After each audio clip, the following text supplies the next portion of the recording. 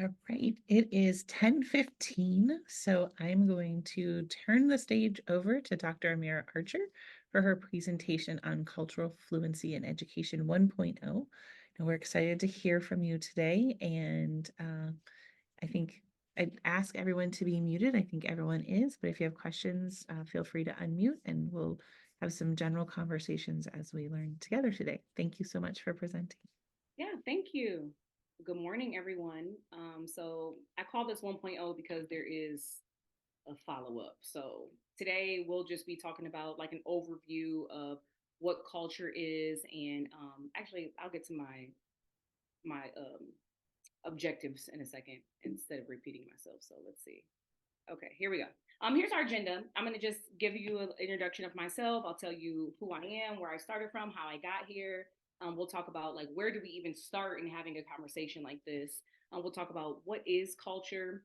I think culture is one of those words that we throw around real loosely, and then sometimes we just distill it down to one idea. So we'll talk about a broad concept or a broader understanding of what is culture, how does culture shape my lens, and then we'll talk about different strategies to affirm our students' cultures. Also, I try to be intentional about pointing out my teacher moves throughout the presentation. So you'll see these little tips in the corner of kind of explaining why I do some of the things that I do. So I am from Toledo. I was born and raised here in Toledo. Um, I went to Toledo Public Schools my entire life, and then I got a full scholarship to go to University of Toledo. So I went to UT for my bachelor's, master's, and my PhD. I got a bachelor's in chemistry, and I worked in a chemistry lab for roughly 3.5 years and tested medical devices. I was actually an analytical chemist, and I loved it. I thought I was always just going to be in this sciencey lane, but then I got bored because I was in this big lab with cinder block walls with my instrumentation. I used to run this instrument called a gas chromatography mass spectrometer and my computer, and it was just so boring. It was like the same thing over and over again. So I went back and got my master's in education so I could teach science to kids. And that was my original why when I went to go get my master's. It was teaching science to kids. Like that's what I thought my why was. But the longer you're in a classroom, the more you get to know students, the more you have a new lens, you broaden your scope on just different challenges within the community, within the field of education. I think our whys start to shift. So my why start to shift. I start to see some of the gaps that were existing in the field of education. I worked at Scott High School for 10 years and taught science there. So and a place like Scott High School, it's the epicenter for inequities. So it's easy to see the gaps and the challenges that people are facing. So I went back and got my PhD, and now I'm an educational consultant. So I do trainings like this, but I also work for Toledo Public Schools in the Department of Equity, Diversity, Inclusion, and I'm acting as their executive director right now. So I have two little kids and a husband and a dog. So balance is a struggle for me, but I'm really enjoying the journey. So here are some pictures of when I was teaching science, all the little engaging things we would do around Halloween. We would dress up in costumes and go to the elementary schools and do science experiments there, taking field trips. And then, of course, if you're a really good teacher in a school, they pull you to do all types of other things. So I also taught AVID. I was the senior class advisor, and then freshman cluster leader, all different types of things. So you wear lots of hats when you're in a school building and able to do it well. So we'll pause right here for a second, and you can just drop it in the chat, or if you want to unmute and tell us, if I weren't an educator and you could do anything else, like what would you do? If you were not an educator and you could do anything, what would you do?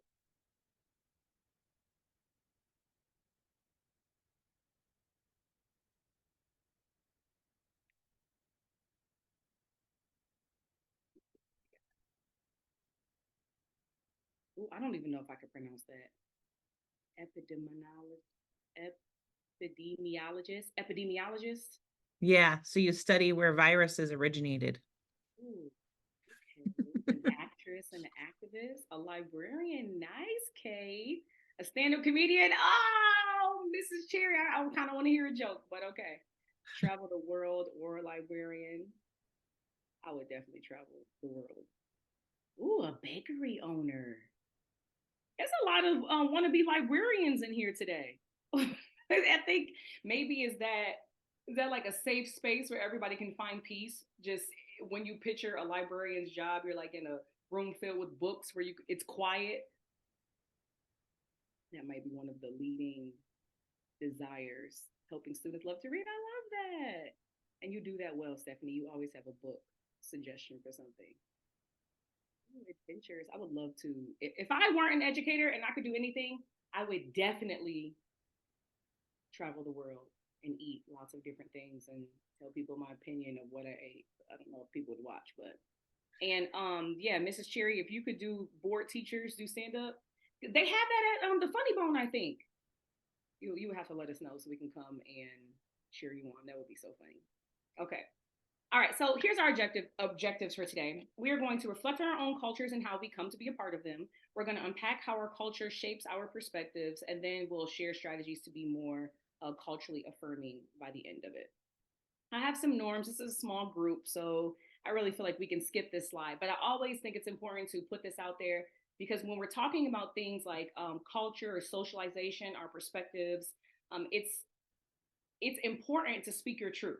All of us have our own narrative. All of us have our own way of viewing the world. And if we learn more from each other's perspectives, then we can have a greater understanding and be open minded to just hearing things different ways. So I love to tell people, I take these out of the um, Courageous Conversations book. So speak your truth, stay engaged, expect discomfort. Sometimes you might feel yourself feeling uncomfortable, like maybe your teeth start gritting, or not in this conversation today because we're not talking about anything controversial, but sometimes when you have these conversations that make you uncomfortable, you feel like your palms sweating, your temperature increasing, your teeth gritting, and it's important to be in tune with how your body is feeling, so you can ask yourself, why am I having this physical reaction to this conversation? Why am I feeling so uncomfortable? And I think those uh, physical reactions that we have, emotional reactions, they speak volumes as to our belief system. So I like to throw that in there. And then reserve the right to change your mind. You know, it's okay to say, I see this as a 6, you see it as a 9. That's just what it is. But then the more we talk about it, you might be able to say, like, okay, I kind of see why you saw that as a 9, or I kind of understand how you saw that as a 6. We can look at one thing and it be subjective. You know, everything is not so objective that there's only one truth or one way to look at it. So reserve the right to change your mind. Oops. Okay. So have you ever, this is how I feel every time I watch The Matrix. It's like the movie comes on. I have questions. I don't know what questions I have because I'm just lost. I don't understand what's going on, but I still don't even know what I don't understand. So I don't know if you've ever been in a situation where you watch something and you really have no idea what's going on, but you don't even know where to start or how to begin asking questions. That is what it's like when we develop a critical perspective. Like on our journey to start developing a critical perspective, sometimes we really don't know where to start. Um, it's like, what even language do I use? You know, sometimes we don't say anything out loud because we are scared we're going to be offensive or we're not using the right words. Um, just in my job, I told you I work in the Department of Equity, Diversity, and Inclusion. Having conversations with people, it's not funny, but you can see how people are so nervous that they're going to say the right thing. Like I'm the politically correct police or something. You know, I'll be talking to someone and they'll say, yeah, because our homeless students, or I mean, our students experiencing homelessness, I'm sorry. And it's like, it's okay. It's okay. You know, we're here talking through things together. Don't feel like you can't converse with me because you're scared that you're going to say the wrong thing. But we do have to develop um, what we do when we're starting on this process. Where we start, in my opinion, is with ourselves. So it all starts with you. We cannot ask or expect our students to share parts of themselves that we have not unpacked ourselves. So when we're starting on understanding culture, unpacking perspectives, or even beginning to think more critically, it starts with us. So that's where we're going to start today. And I know I talk fast, so at any time you need to stop me, please raise your hand. I don't know if that's a feature, or say something in the chat. Tracy will catch you, whatever it is. make some comments, do whatever you got to do. And this is a really good book, by the way. Start Here, Start Now. Um, it's so user friendly. If you've done some of the Project Impact training, we've used this book in our professional learning community and love it, especially for middle grade, younger and middle grade teachers. So, culture, as it turns out, let me move this. There we go. Culture, as it turns out, is the way every brain makes sense of the world. So, we're going to talk about culture first. And there's so many different definitions that we could use to discuss culture, but I take this definition from the book Is Everyone Really Equal, which there's an image of the book in the bottom, also a great book. And culture is the norms, the values, the practices, patterns of communication, language, laws, customs, and meanings that are shared by a group of people in a given time in a given place. So if you have any group of people at any time in a place, they probably share some type of culture. So, oops, let me go back up. Your school building has a culture. It may be different than other cultures of other school buildings within your district. Our country has a culture. Ohio has a culture. Different sports teams have different cultures. Like Detroit Lions, they have a specific culture of perseverance. My husband is a Detroit Lions fan, and that poor team never wins anything, but they have a culture of perseverance. Um, your family, your nucleus family may have its own culture. You know, growing up, your cousins may have come over, and you might have thought like, why do they act like that, or why are they weird, or whatever. Different people in your family, and it's just when you're young, you might think of it as being weird, but now that we're older, we realize that there really are different cultures within different family units. Um, Different jobs and professions. So the culture that I was a part of when I worked in the chemistry lab is nothing like part of educational culture that I'm in. So looking at this culture iceberg, you can see it kind of breaks down some of the different facets of culture. I'm going to go to one more analogy here. Zaretta Hammond, she uses the tree, the culture tree. If you ever read Zaretta Hammond's book, Culture Responsive Teaching and the Brain, something like that, she uses this tree to kind of break down, and I'm going to put the link in the chat too, so you can look at this a little deeper. To kind of break down these different levels of culture. Because when we talk about culture, we often just distill it to food, flags, festivals, famous people, fashion. These are what we call the low bearing fruit of culture. When we have a diversity day, we kind of focus on these things. But if we really look at these nuanced facets of culture, it's more about our face expressions and our gestures and our notions of fairness and our concept of time, our concept of self expression.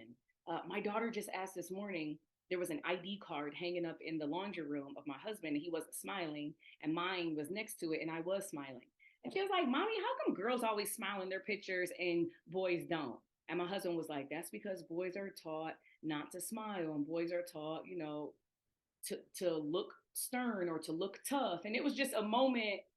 And then she was definitely making a generalization that we can dig into a whole nother time. Like, okay, don't just look at one thing and make these generalizations about gender specific things. But that is an idea that men are taught not to cry. Sometimes even in your classrooms, you may have a young boy that cries, and their parent may tell them like, "Stop crying, you're a boy." And then as they get older, what does that look like? What is that suppression of feelings? How does that manifest as they get older? Um, Approaches to religion or marriage or raising kids. All of these things are different cultural perspectives that we take. And sometimes these things are sometimes we assume that everyone has the same way of looking at these things, right? Like we'll say things like, the kids these days are disrespectful. The kids these days don't respect their elders. Because we're assuming that everybody teaches children to give their seat up to an adult, or teaches children to hold their door open, or teaches children to be seen and not heard, different things like that. But all of these things are different facets of culture. And it may not even be that a family teaches their child to disrespect elders or anything like that. It just may be part of their environment or part of their context. Like some of the cultural differences that we run into now are generational. So we have younger generations, we have older generations, and just their environments, as their environments change, the way that they understand the things around them change. The way that they interact with people changes. So I'm going to give you, I want you to look at this. Look at this. Look at the tree and the iceberg, and I want you to just think to yourself, like, what are some?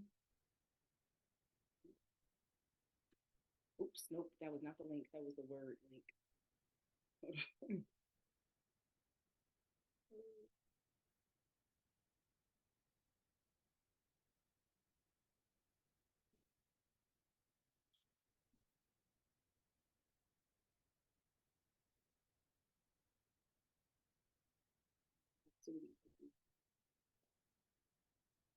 So click that link, look at the iceberg, either the tree or the iceberg, whichever one on there. They're both the same analogy. We will not split into groups since we have a small team here. And I want you to just think of, choose one point on there. And I want you to think about how that one dimension of culture manifests in your life. It could be personal or it could be professionally. So I'm going to give you an example. I'll share my views, my cultural views on raising children.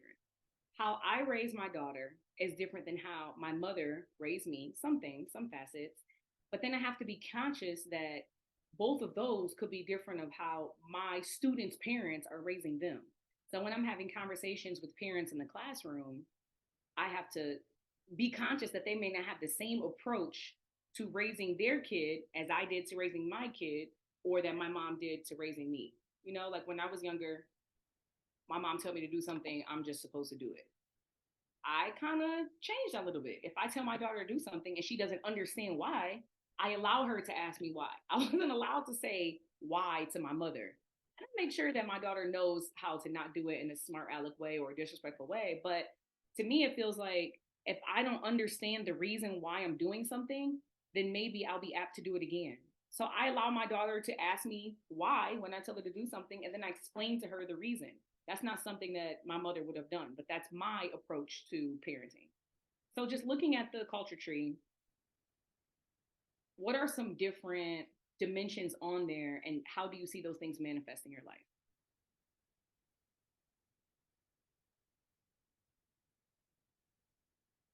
Amerah, I have the iceberg, but I think there's some overlaps between the two. Yes. Okay.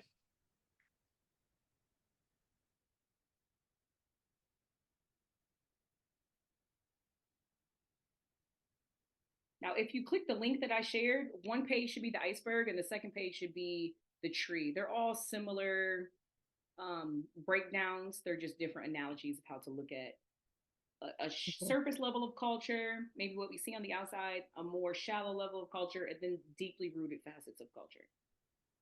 So would you just like us to kind of share out? Yeah, sure. So I selected from the tree the notion of fairness. And that has really changed somewhat, like what you just shared, Amerah, about your upbringing, not being able to ask questions, just do as I say.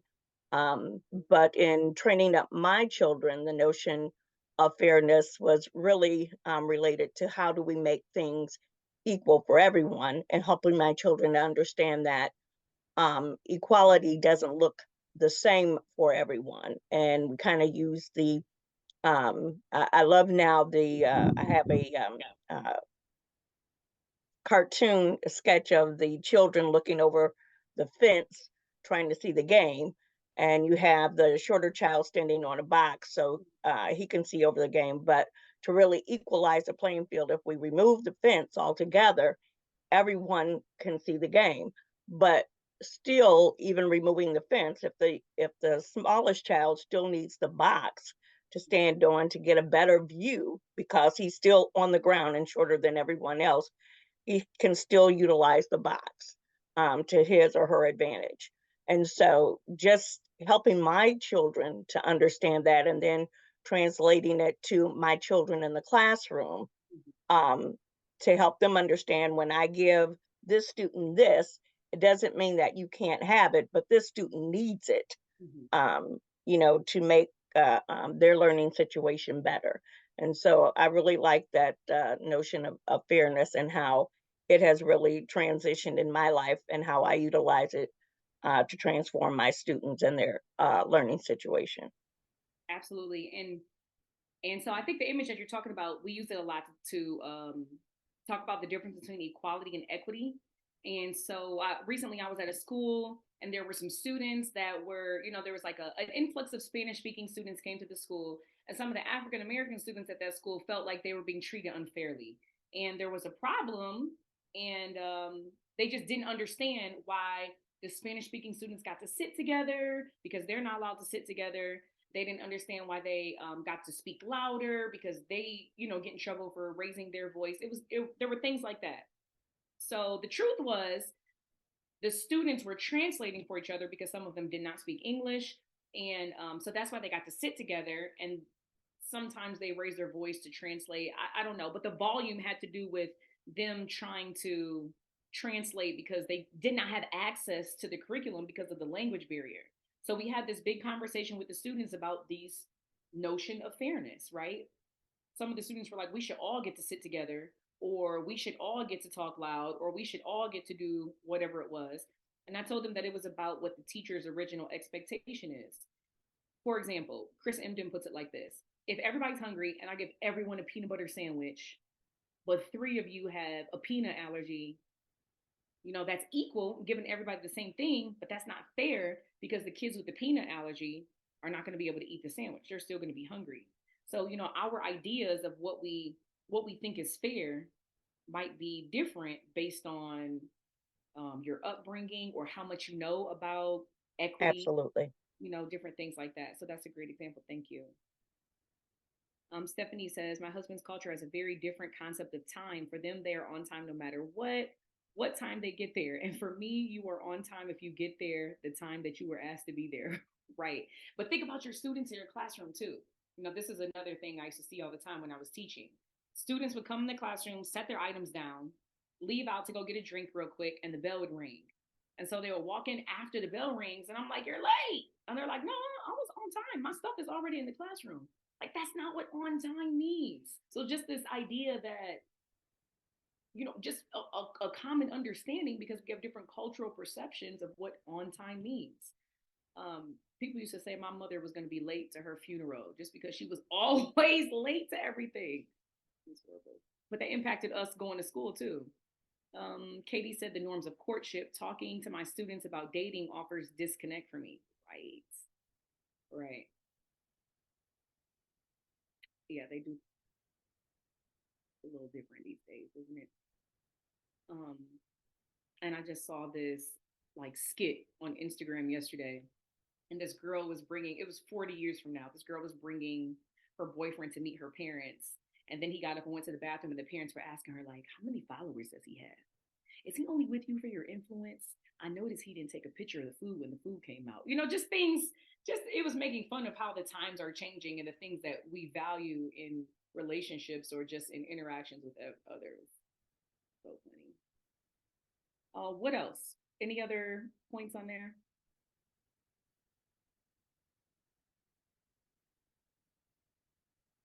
And yeah, I don't know why kids are so mean to people that they like.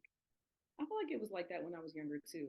The people who pick on you are the ones who like have a crush on you.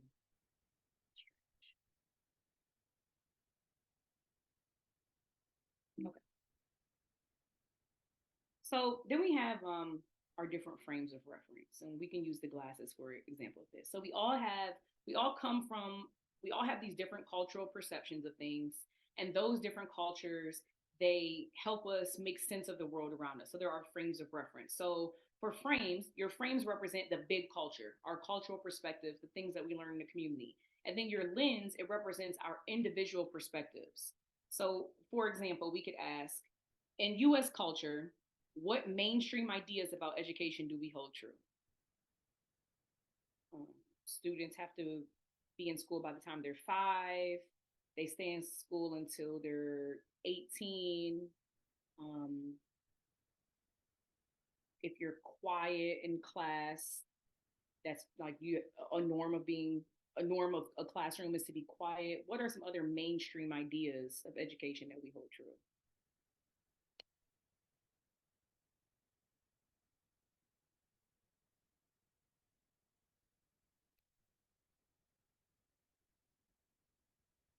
Or what are some, oh, hard work will overcome everything? Yes. And what are some personal ideas of education? Like, what do you have? What is the specific lens that you have on teaching? Personally, in my classroom, if it was chaotic, that didn't mean that we were not learning, because we had a sense of controlled chaos. But felt like my students' personalities were so big when they came to the classroom, and I was trying to squeeze them into a box, and that's not how they always learned. I remember I was giving a standardized test, and one student just kept fidgeting, kept fidgeting. So I went over and we were proctoring a test, and I tapped her like, "What is wrong?" And she was like, "It's too quiet in here. I can't focus," because she was just so used to being in a loud environment that's how she learned to thrive. So when we put her in a super quiet room and told her to take this test, she was struggling. She was distracted because it was so silent. Students will rise to the expectations that you set for them if you give them support. Controlled chaos is the best learning to me. Tenacity is more important than natural ability. You don't come to school for grades, you come to school for knowledge that you can apply to improve your quality of life. And students come to school with their own set of knowledge, right? Students are not empty vessels when they come to school that we just put the knowledge in there. They come with their experiences, with their ways of thinking, and we can take what they know and apply it to what we're trying to teach them, to just give them another level of understanding of something. Okay, so let's talk about what these frames of reference look like in practice. I'm going to give you an example, all right, and we can kind of just talk about this. So there's a mother. She comes and she drops her kid off to school late for the second time this week. So I'm talking about little kids, maybe kindergarten. She drops her kid off to school for the second time this week. After dropping the student off, she realized she forgot to give him his lunch. So instead of going back through the office, she just went directly to his class and she dropped his lunch off. Well, the school personnel noticed that this mother was in the building without a name tag being checked in, permission, and she wasn't with any other school personnel. So they contacted security because she was in the building without a pass. That's policy, right? So what thoughts come to mind, or what questions might you want to ask about this case?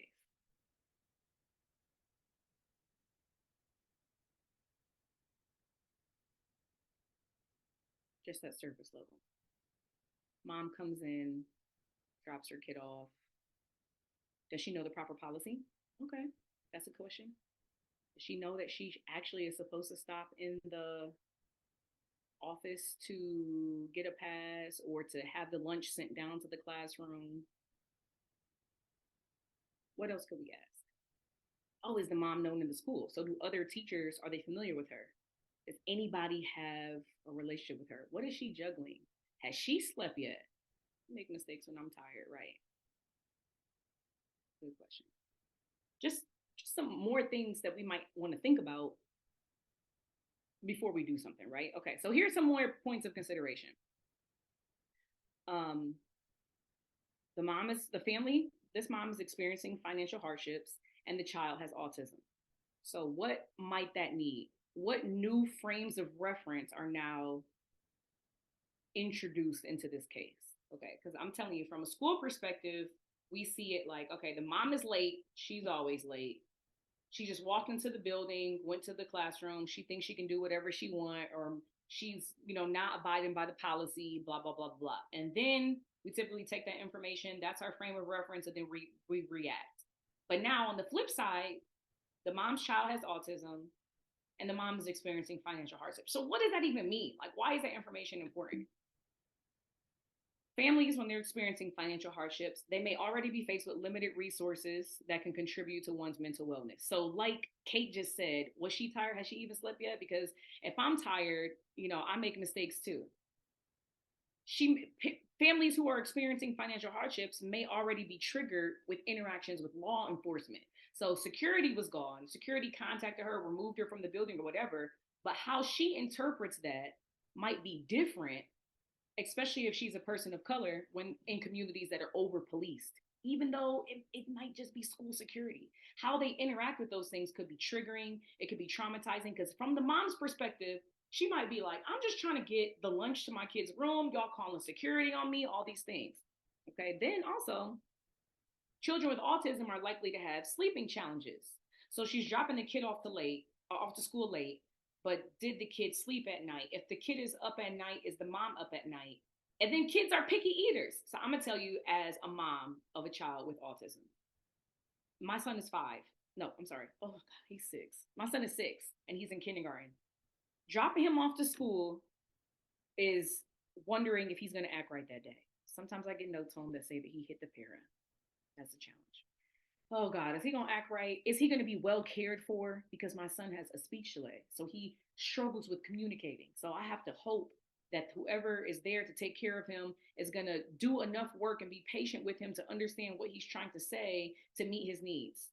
And then he's picky. I can probably count on one hand how many things that he eats.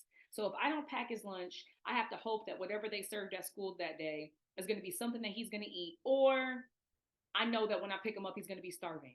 So all of these things that any parent may feel, these things are magnified when you have a child that has special needs. So now knowing that this mother has a small child that has autism, and these are some of the challenges that she may be experiencing just because her child has this learning disability, that this mother is also comes from an impoverished background, and these are things that she may be considering because she's experiencing financial hardships. And I'm not saying that we have to make excuses for people. That's not what I'm saying at all.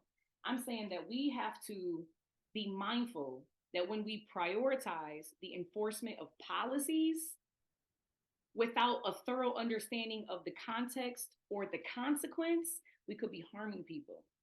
So what does that mean? That means to learn about other people so we can have a different frame of reference. Sometimes in schools, we have people who are teaching who have never had kids. We have people who have never had, never taken care of a student who has special needs. People have never dealt with poverty. People who are just come from different backgrounds, and it's hard to understand what everyone is experiencing, but are we open to it? So how do we even come to develop these frames of reference? And let me stop. Let me look at the chat real quick to make sure there's no right policy pausing. Do our policies serve all families? So how do we even develop our frames of reference, right? We all have these different cultural backgrounds, but how do we come to be part of these cultures? And this is where I would say this would be a result of socialization. Oh, here, another thing about our frames of reference, they are framed, or they are curated by all of these different backgrounds that we make up. So our gender, our age, our citizenship. My father was an immigrant, so his frame of reference is totally different than mine in terms of education, courtship, all these different things. In terms of ability, sexuality, race, class, religion. We come from a family that teaches us how to, navigate society a certain way. And then we have all these other facets of our social identity that help us frame our way of thinking and our way of seeing the world. So socialization, what does that even mean? Socialization is everything is socially constructed. So we might think that some things are objective or some things are just naturally true. Like this tree. I always use a tree, for example, okay? Because you might look at this tree and just say, this is just a regular tree. But if you are a lumberjack, you might say, can we cut that tree down? Because that is wood that we could use. If you're a farmer, you might want to know if the tree bears fruit. If you are from the redwood forest and you've grown up there, you might think that's a small tree. If you're from the desert, you might think that's a big tree because maybe you don't have trees that much. If you are an ecologist, you might want to study the tree and see what specimens come from that tree. If you are part of a Native American culture that looks at nature differently, you might see the tree as a symbol of something. So everything that we look at, everything that we experience around us, we see it through our own lens. Nothing is just a neutral object. Nothing is just objective. Everything is how we look at it. We look at it through our own social lens. So let's consider this too. Look at these pictures right here. Which images would be considered acceptable or normal? out of these four pictures?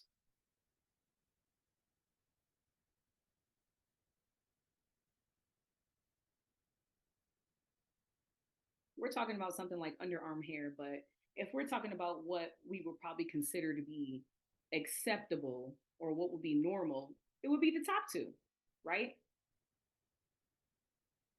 But that's because we have been socialized to think that women with underarm hair, that that's disgusting, even though there was probably a point in time where women had underarm hair and it didn't matter, but we are we look at it and we are disgusted by it because we have been socialized to think that what is more acceptable. So I know we're just talking about like something like underarm hair, but what about um, trans people or gender queer people? People of different gender identities, they face social threats sometime or even violence because they transcend social expectations. Because we are socialized to see things a certain way, and when people step out of that box, we might treat them a certain type of way. And one key aspect of our socialization is that our ideas don't even have to be inherently true to have real consequences, right? So socialization is so effective that we actually have a physical reaction when the norm is violated.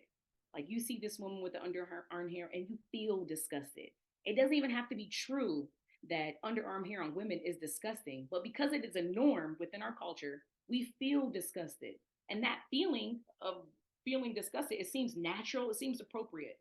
So the same thing when we see people who step outside of the social expectations, it's easy and natural and acceptable to say like they're wrong, despite it being inherently true or not. If this is something that we've all decided, so they're wrong. So how have situations like this, how have our common norms that we accept, how have they harmed people? Just think about your own educational space. How have as a society, our commonly accepted norms harmed people?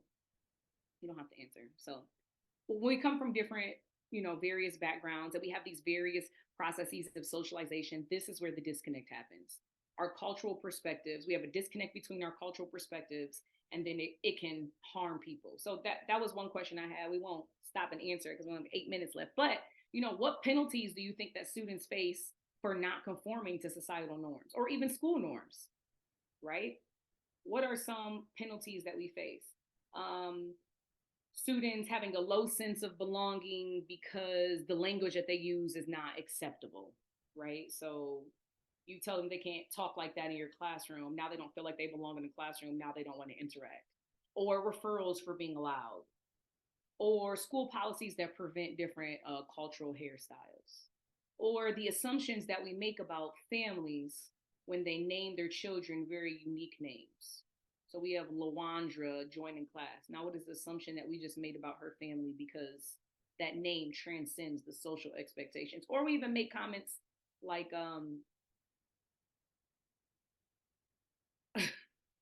we make comments about how people spell their kids' names.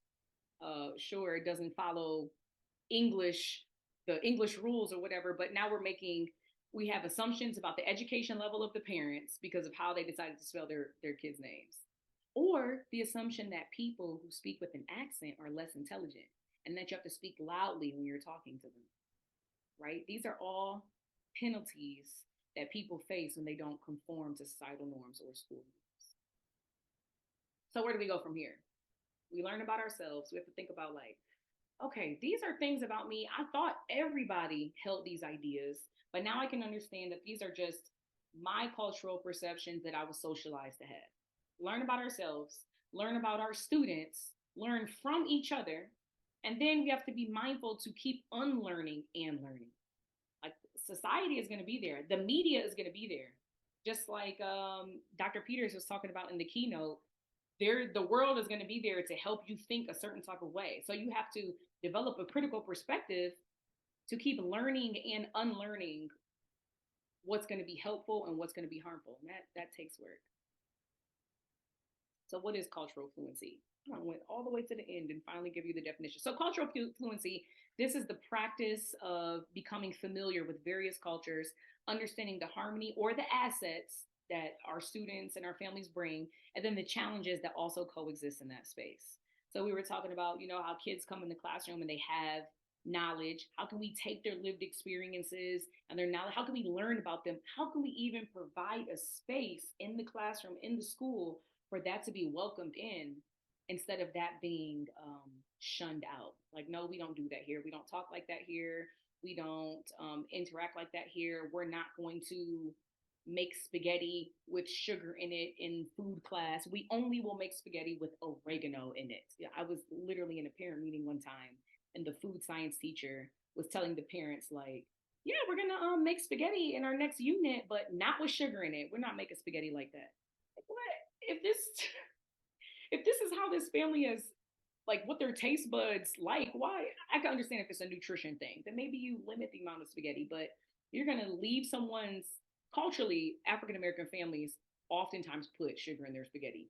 Mine never did, but that's a thing within the community. So to say we're not going to do that and to downplay it like that, I just felt like it was a little, you know. Okay, cultural responsiveness. This is incorporating your students' cultural identities and lived experiences in your classroom in a way that is affirming. So that might be, okay, in our next unit, we're going to make spaghetti. Everybody write down, how does your family make spaghetti? And then let's share and see how everybody does. It's offering a space where people can bring their lived experiences and their various cultures into the classroom. Okay, we definitely don't have time to watch this video. Let me skip that or do that. I'm going to quickly go through some of these strategies of, how you can affirm your students' cultures. But I do want to be very mindful to not distill this down to just a set of strategies. Being culturally fluent or culturally responsive, it is a goal and a process. It's not necessarily an endpoint. It's not something that you will just um, achieve one day and say, like, okay, I'm culturally responsive. I'm culturally fluid now. Cultures are dynamic. They're ever changing. We're all changing. Generations are changing. So there are things that you can do to affirm your students' cultures, but it's not like a stop point. And honestly, developing a basic equity lens like this, constantly thinking to yourself, who is this benefiting, whether that's policy or curriculum or your pedagogical approach? Who is being marginalized by this? How can we get the maximum benefit? Who's advantaged? Who's at disadvantage? What interests and joys are being prioritized here? Who has the power? Who has the influence? Who is privileged and who is oppressed? Having these questions in the back of our mind throughout our entire approach is how we can make sure that we are being equitable within our classroom, affirming various cultures within our classroom, our school systems. And then I do have a long list of different strategies. I'll have to send some of these things out. Maybe I'll send it and they can email it out to everyone, just on how you can allow your students to be seen, increase a sense of belonging in the classroom, learn more about your students, teach your students more about you. But the overall gist is, affirming your students' cultural identities in your classroom and being mindful of your own cultural perspective so that you can check those things or just be open to learning about other students' backgrounds. So when we make decisions to use references that are not in alignment with their students' cultures, then we risk them not holding cultural capital, and that can be inequity. So if you are giving your students an assessment and you're asking them a question that they don't have the information on, their culture has not afforded them the opportunity to have the information on, and then they're going to not do well on that question because of the cultural capital, then that's inequitable. So for example, you take a kid from Ohio and you're asking them a question about the Everglades. That's not a question knowledge about the Everglades is not something that they may know, so that's not part of their cultural capital, so that's inequity. Or you ask students on a standardized test about specific fairy tales. We know that many students in different communities, Spanish-speaking communities or African-American communities, they don't always learn about those fairy tales or what we call the classical literature, so that would be inequity. So I think I way overplan like a typical teacher definitely does. So let's get this. And then I'll just leave you with this. I always show this at the end of my presentations, but when you look at each one of these, you might only see one thing.